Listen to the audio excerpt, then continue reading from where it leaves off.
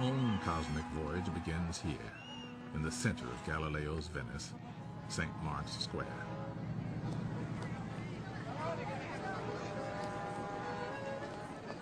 Since the universe is a big place, we could easily get lost. So we'll need signposts to give us a sense of scale. The Acrobat's ring is 1 meter wide. The crowd is 10 times wider, 10 meters across, larger by 1 power of 10. Now, with every step, every ring, we travel 10 times farther from Venice, and our view of the universe is 10 times wider. The 100-meter ring surrounds St. Mark's, and 1,000 meters, 1 kilometer, the city center.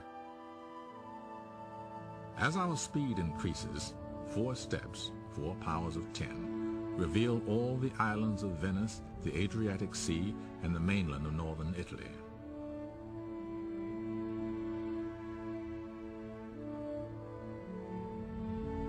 Six steps take in Europe from central Germany across Italy to the Balkans. And soon we can see the entire planet, our home in space.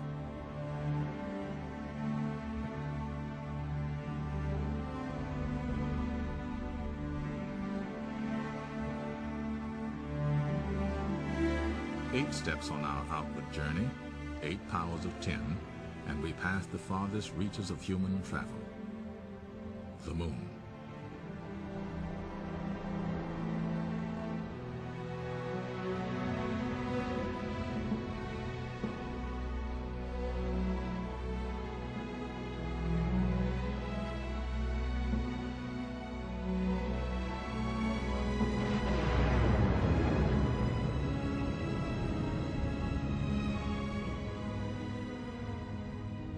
If we visualize the paths that the 9 planets take in their orbits around the sun, at 13 steps from St. Mark's Square, the entire solar system comes into view.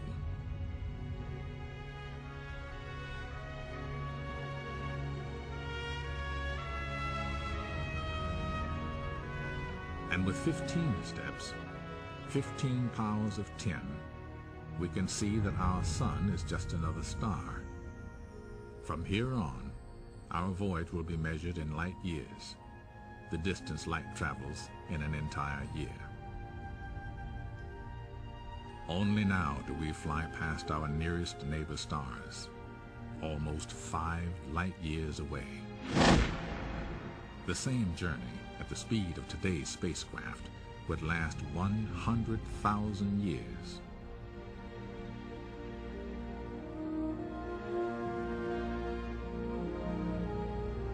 As we cross the perpetual night, our voyage takes us up and out of our sun's neighborhood, near the edge of a great pinwheel of stars.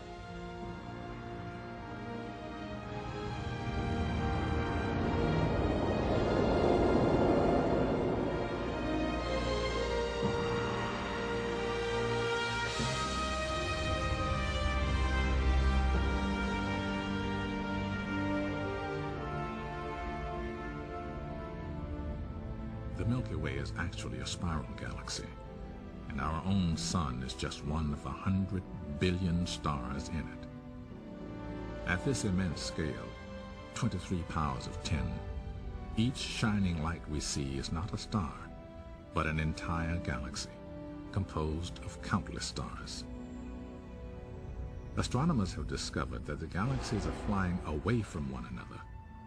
The universe is expanding. Our own galaxy and all the others form clusters and superclusters of stupendous size, hundreds of millions of light years across. And here, about 15 billion light years from Venice, we approach the outer limits of the visible universe.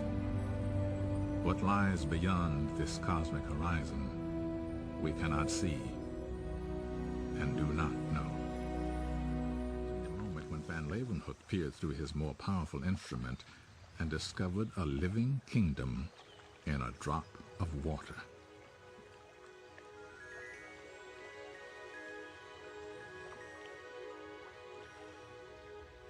This busy world of single-celled paramecia is only 1 millimeter across, 3 powers of 10 smaller than a meter.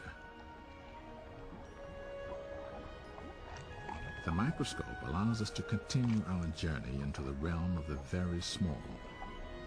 As we move into the cell nucleus, each new ring now reveals a world 10 times smaller in diameter than the last. Deep within the nucleus, we come upon truly remarkable constructions, long spiraling molecules of DNA.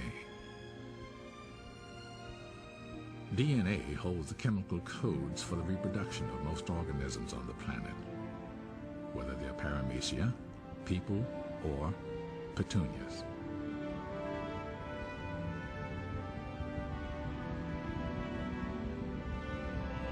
Voyaging on, we see that molecules are made of even smaller parts called atoms.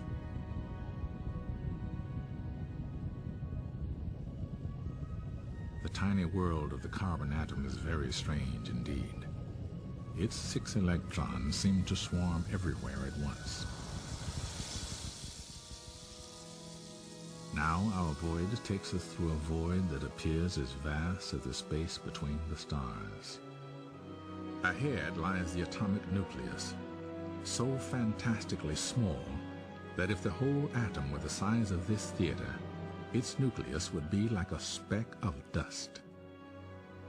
Yet the nucleus contains almost all of the atom's mass, packed into particles called protons and neutrons.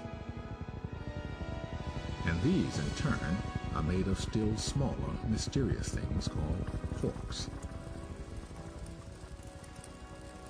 Exploring this, the inner frontier of the universe, physicists wonder if quarks might contain even tinier building blocks of matter. The more we learn about the universe, the more new mysteries we uncover.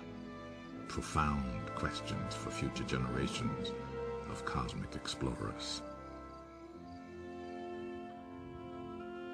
Will the universe go on expanding forever? Exactly how did life arise? Would there be other universes beyond our cosmic horizon? And are there others elsewhere in the universe asking the same things? Even to ask such questions is ambitious. But look how far we've traveled since our ancestors took the first steps in our cosmic voyage.